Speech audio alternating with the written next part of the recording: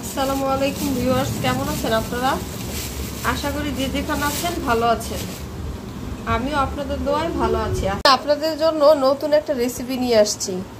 আজকে আপনাদের অনেকে বাড়িতে পুডিং তৈরি করে, আজকে আপনাদেরকে আমি পুডিং তৈরি করে দেখাবো খুব সহজভাবে কিভাবে পুডিং তৈরি করে।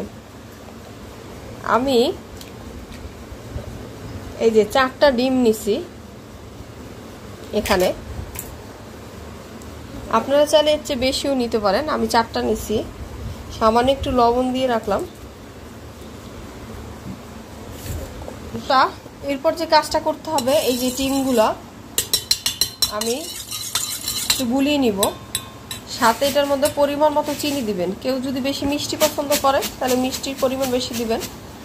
আমি একটু পরিমাণ মতো দিচ্ছি, বেশিও দিব না, একটু মিডিয়াম মিষ্টি হলে হবে।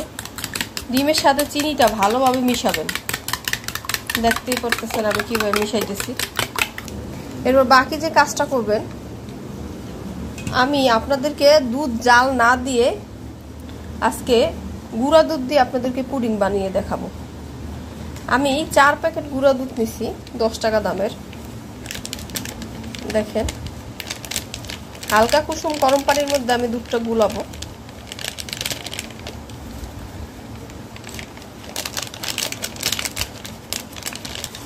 এরপর এই দুধগুলো এভাবে ভালোভাবে পানির সাথে মিশাতে হবে, কোনো প্রকার যাতে লাম্পস না থাকে।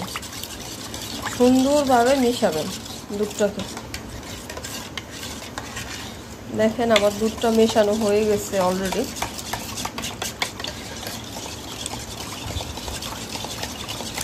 পর আমি যে দুধ গুলিয়ে রাখছি, এই যে গোলানো হয়েছে, যে এই দুধটা আস্তে আস্তে করে দুধের সাথে মানে ডিমের সাথে মিলাবো।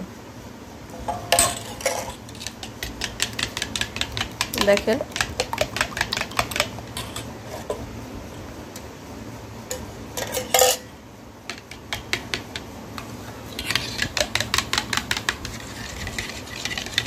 বাকি যে কাজটা করতে হবে, আমি ফ্রাই প্যানে কিছুটা পানি দিছি গরম হওয়ার জন্য, আর একটা কাগজ দিছি পানির মধ্যে, যাতে যে পানিটা যখন বলক দিবে তখন কিন্তু অনেক সময় হয় কি, পাতিলের মধ্যে যে পাত্রে পুডিংটা সেট করবেন অনেক সময় পানি এটার ভিতর যাইতে পারে।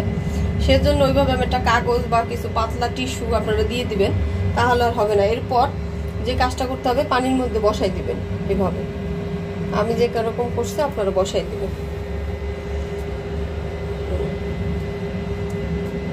বসাই দিয়ে তারপরে যে কাজটা করবো, একটা কিছু দিয়ে পাত্র দিয়ে ঢেকে দিতে হবে এটা,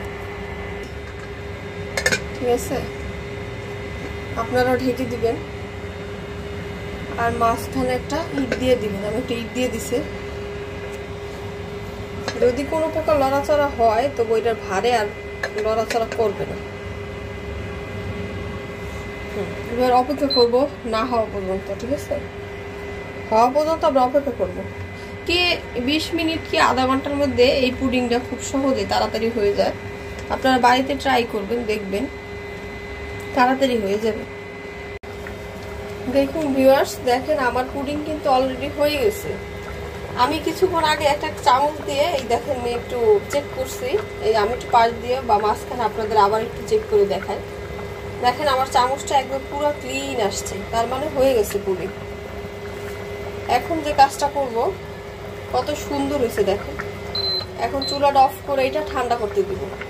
ঠান্ডা করার পর তারপর আপনারা একটা বাটিতে ঢালবেন। ঠান্ডা না হওয়া পর্যন্ত আগেই বাটিতে ঢালবেন না গরম অবস্থায়, তাহলে কিন্তু যে কোনো সময় ভেঙে যেতে পারে।